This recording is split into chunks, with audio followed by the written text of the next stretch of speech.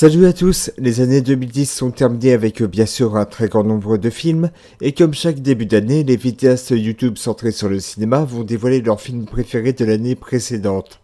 Mais au lieu de faire comme plusieurs de mes collègues vidéastes, je vais aller plus loin en dévoilant, comme indiqué dans le titre, les films qui ont marqué mes années 2010. Et ce, en plusieurs vidéos, car j'ai pas envie de m'amuser à faire une vidéo de plus d'une heure, sinon ce sera trop long pour vous.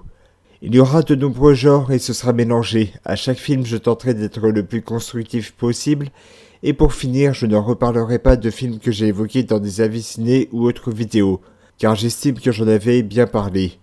Bref, allons-y pour la première vidéo. Ah oui, et niveau montage, ce sera assez minimaliste. Je mettrai l'affiche du film d'un côté et quelques notes à savoir sur le film sous forme de texte de l'autre. Et je commence par un film français que j'ai vu l'an dernier, le très attendu nouveau film de Éric Toledano et Olivier Nakache, à savoir Hors Normes. Au fait, le prochain Nos Chers Cinéastes sera consacré à ce duo à qui on doit plein de succès. L'histoire est celle de Bruno et Malik, responsables de deux associations ayant pour objectif de former des jeunes de quartiers difficiles pour accompagner des enfants et adolescents autistes. Tous les deux vont aussi devoir faire face à l'inspection générale des affaires sociales mettant en doute leurs objectifs. C'était un des films français les plus attendus de 2019 et je l'ai grandement aimé pour le réalisme sur le quotidien des personnes avec autisme et le fait qu'ils mettent en avant le manque de structure en aide aux autistes en France qui fut très remarqué car c'est réel. Possédant un scénario brillant, Hors Normes se démarque aussi par des séquences souvent touchantes et également comiques sans tomber dans la moquerie sur le handicap. Certaines associations comme Clé Autiste ou même des personnes autistes reprochent de trop laisser penser que les autistes sont des objets de soins constants ou bien de ne pas défendre l'autisme. Alors je ne suis pas du tout de cet avis, il existe d'autres films sur l'autisme dont Monsieur Je sais tout sur le syndrome d'Asperger ou Le Monde de Nathan sur la même forme d'autisme. Hors Normes parle surtout d'autisme sévère et fut défendu par certaines personnalités autistes, comme Joseph Chevenec ou l'écrivain Hugo Oriot qui salue le fait que le film parle des aspects positifs de ces personnes en situation de handicap, ainsi que son réalisme bien sûr. Le duo Vincent Cassel-Reda Kateb marche à merveille, ainsi que tous les jeunes acteurs jouant les jeunes de banlieue formés, ou bien les acteurs jouant les personnes avec autisme qui sont réellement autistes. Comme il existe des associations reconnues d'utilité publique, j'aime bien considérer de nombreux films comme d'utilité publique, car parlons de sujets sérieux de notre société. Hors Normes en fait pleinement partie à mes yeux. À l'instar de Monsieur Je sais tout, il montre un regard sincère sur ce handicap invisible qu'est l'autisme. On passe à un autre film au sujet également sérieux, mais en grande partie décomplexé par son personnage principal. Je parle de Dallas Buyers Club, sorti en 2014 et réalisé par Jean-Marc Vallée. Dans ce film, nous suivons l'histoire vraie de Ron Woodruff qui, en 1985, alors qu'il a 35 ans, apprend qu'il est atteint du sida en raison de sa toxicomanie et de ses rapports sexuels sans capote dans le monde du rodéo. Alors qu'il est à l'hosto, il apprend que l'AZT, le seul médicament qu'on prescrit aux séropositifs aux États-Unis, est dangereux pour la santé. Il se lance avec l'aide d'un trans dans le trafic de médocs efficaces mais non autorisés aux USA. Ce qui rend ce film si excellent est le personnage de Ron Woodruff, qui est un fabuleux anti-héros ne cachant jamais ses défauts. Il est très homophobe, alcoolo-toxico et surtout très grossier, mais possède malgré ses défauts certaines qualités qui vont s'ajouter avec le temps, comme quand son état le pousse à le sensibiliser lui-même sur le sida. D'ailleurs, si le film marche aussi bien, c'est aussi grâce au dialogue qui ajoute pas mal d'humour malgré la thématique et sa mise en scène qui est vraiment excellente. Ce qui plaît aussi, c'est la complicité qu'il entretient avec Rayon, le trans avec lequel il trafique. D'abord ne pouvant pas se blairer, ils vont apprendre avec leur relation purement amicale à changer de regard sur le VIH et vont devoir affronter les préjugés sévères qu'il y a envers les séropositifs. Ce duo est en plus de cela formidablement bien joué. Matthew McConaughey est remarquable en Ron Woodruff, ce cow-boy homophobe et sans filtre qui apprend à changer sa vision du sida en le portant lui-même, tout en conservant sa personnalité quand même. D'ailleurs, l'acteur a dû perdre plus de 20 kilos pour être dans ce rôle, ce qui a provoqué chez lui une sensible baisse de la vision à cause de ce régime. Jared Leto incarne Rayon tout aussi bien. Son personnage de trans est à la fois drôle et triste, luttant difficilement contre sa dépendance à la drogue, mais se faisant souvent secouer les puces par Ron, qu'il apprécie à la fois comme collègue et ami. La performance des deux acteurs leur vaudront plusieurs récompenses et les autres acteurs sont tout aussi bons. Dallas Buyers Club est un film brillant sur une histoire vraie remarquable qui montre également à quel point les années 80 étaient une décennie de préjugés souvent violents sur le sida, montrant l'envers de cette décennie auquel beaucoup sont encore très attachés.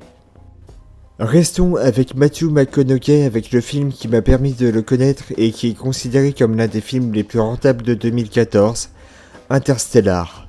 Dans ce film, la planète Terre va très mal, manquant cruellement de ressources, son avenir menace l'humanité. Pour tenter un sauvetage à grande échelle, la NASA demande à Cooper, un de leurs anciens pilotes devenus agriculteurs, de faire une mission spéciale afin de trouver une planète en meilleur état. Et habitable bien sûr.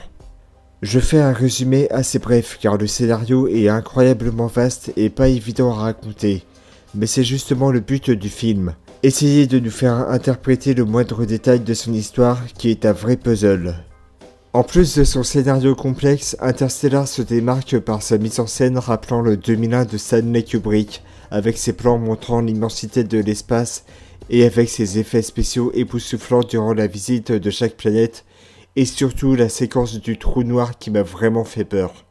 Et puis l'intégralité des acteurs sont vraiment dans leur rôle.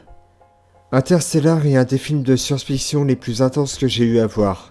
C'est un film à voir au moins une fois dans sa vie pour ce grand voyage spatial, signé Christopher Nolan. On se remet dans le cinéma français et dans un genre qui est de moins en moins aimé, la comédie. On reproche beaucoup aux comédies actuelles de manquer d'inventivité et une lourdeur dans les dialogues avec des acteurs pas terribles. Mais toutes les comédies ne sont pas foutues. Certaines font preuve d'originalité dans les scénarios et dans la mise en scène, et c'est le cas pour Babysitting de Philippe Lachaud, sorti en 2014. Le film nous raconte l'histoire de Franck, un agent d'accueil chez une maison d'édition. Son rêve est de vivre grâce à la BD. Un jour, le patron de la boîte lui demande de surveiller son fils Rémi. Le problème est que le jour de la garde, Franck fête ses 30 piges et que ses potes prévoient une énorme teuf dans la baraque de son patron, ce qui va compliquer les choses pour lui. Alors c'était pas évident de choisir une comédie française des années 2010 car j'hésitais entre ce film et Les Gamins de Anthony Marciano dans lequel Alain Chabat joue un mec en pleine crise de la cinquantaine et qui va faire la bringue avec son futur gendre. Mais finalement, je me suis dit que Babysitting était bien plus savoureux, croyez-moi. Il se montre assez savoureux pour sa mise en scène assez innovante dans le cinéma français. Filmé à la manière d'un found footage comme pour le film Projet X qui est excellent aussi, c'est-à-dire que ça donne l'impression que c'est un film trouvé au pif et fait par un amateur. C'est comme ça durant quasiment tout le film et franchement ça fonctionne trop bien, notamment grâce aux nombreuses scènes humoristiques. C'est pas compliqué, cela faisait très longtemps que je m'étais pas autant fendu la gueule devant un film français. Il y a une scène marrante toutes les 5 minutes et très souvent j'ai éclaté de rire. Philippe Lachaud a démontré avec Babysitting que lui et les autres membres de la bande Fifi sont l'avenir de la comédie française. Et bien que leur succès soit assez récent, on sent qu'avec le Babysitting ou le génial Nicky Larson et le parfum de Cupidon, ils vont apporter du neuf. Pour le film suivant, on est vraiment en phase avec ce qui se passe ces derniers temps en France. Et ce film, c'est En guerre réalisé par Stéphane Brisé. Sorti le 16 mai 2018, le film nous raconte la lutte des employés d'une usine à Agen, risquant la fermeture et leur licenciement, sur décision des représentants de l'entreprise dont le siège est en Allemagne. Afin d'essayer d'établir une ouverture de dialogue, Laurent Amédéo, le leader des ouvriers, va faire tout son possible pour les dissuader de fermer l'usine. Quand on voit ce qui se passe en ce moment avec les grèves contre la réforme des retraites, les gilets jaunes ou les fermetures d'entreprises, on peut se dire une chose, Stéphane Brisé a tapé dans le mille avec En guerre. Alors que j'avais trouvé La loi du marché réaliste mais hyper déprimant, j'ai mis du temps pour voir ce film tellement encensé par tout le monde qui est en guerre. Et je dois dire que cet engouement est pleinement mérité. Avec pour seul acteur professionnel Vincent Lindon, En guerre nous immerge dans un périple brutal avec des femmes et des hommes tenant farouchement à la conservation de leur emploi et ne craignant pas d'utiliser la force pour y parvenir. Ce qui fait la force de En guerre est pas seulement sa mise en scène immergente, ni la performance de Vincent Lindon impeccable.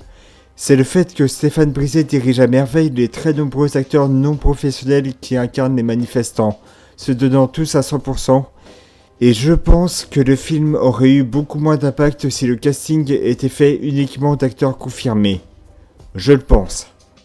En guerre est un film puissant et très dur mais qui est en plus d'actualité, s'adressant à beaucoup de monde que l'on soit en recherche d'emploi ou ayant un emploi, chacun parviendra à prendre du plaisir à voir le réalisme de ce film.